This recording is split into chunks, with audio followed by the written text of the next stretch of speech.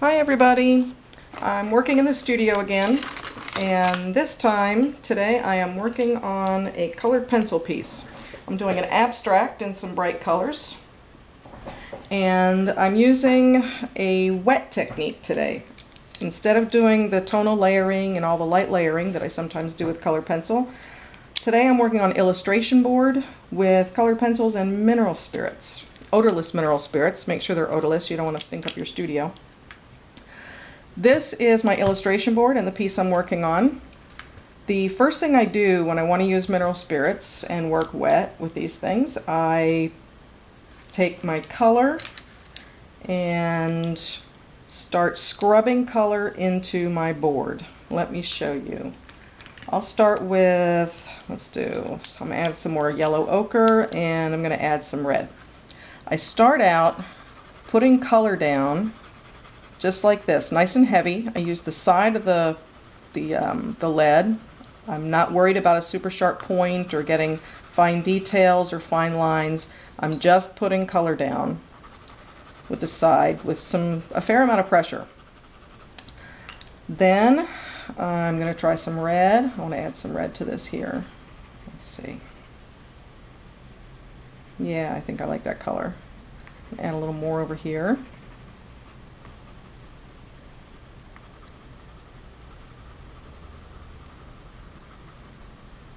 Okay, that's a fairly good amount. When you're using mineral spirits, you want to have a good amount of pigment down to dissolve, because what you're doing is dissolving the pigment and turning it into paint.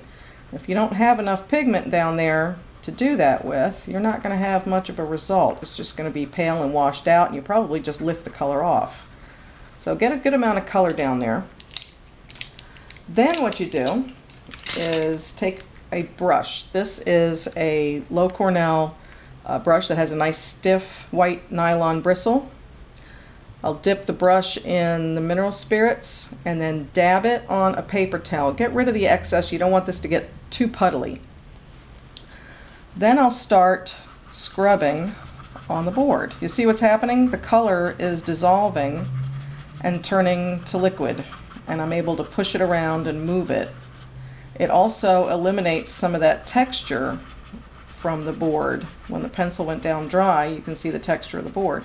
This way it smooths it all out for you. Dip again when it starts to get pretty dry. Dab it on the paper towel again and then continue scrubbing. I like to use a scumbling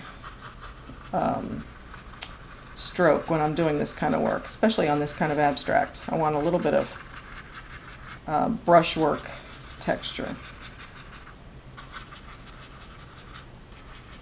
Okay, I'm going to do a little bit more. Yeah, I can just push that color around. Now what if I got too much on there? What if I got some color where I don't want it? What I can do is use this tool called an electric eraser. This thing is a lifesaver. I have a Sakura electric. They're worth every penny, believe me. If I want to remove color, all I have to do is go right in there with my electric eraser and lift. Isn't that cool? I love this thing. Now it leaves all these little bits when you erase, so I'm using a really soft goat hair brush to remove all the dirt from the board, keep your board clean, and then go back into your work. You can inject color again where you just erased. You can change the color, use a different color, and you've got clean board underneath to show off that color, just like that. If I decide I don't like that, I can go back in with the mineral spirits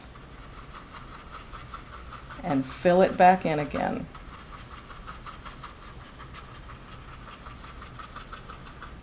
This is a really nice versatile way to work with colored pencil. Yeah, just soften those hard erasure lines. There we go. This is a really fun way to work with colored pencils, so if you're a colored pencil person and haven't done this before, give it a try. I think you'll like it. Okay, back to work for me. and go color. Have fun. See you later.